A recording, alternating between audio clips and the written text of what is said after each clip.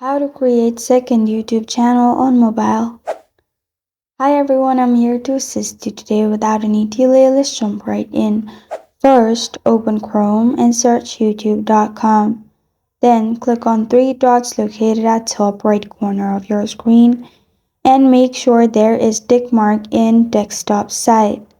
After you have done that, simply click on your profile located at top right corner of your screen. Then click on Settings.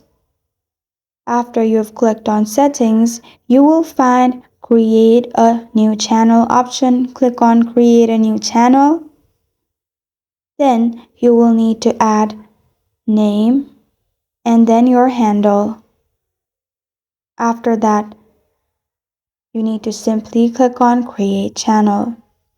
You need to make sure there's tick mark beside handle and then press on Create Channel and then your channel will be created. This is how to create second YouTube channel on mobile.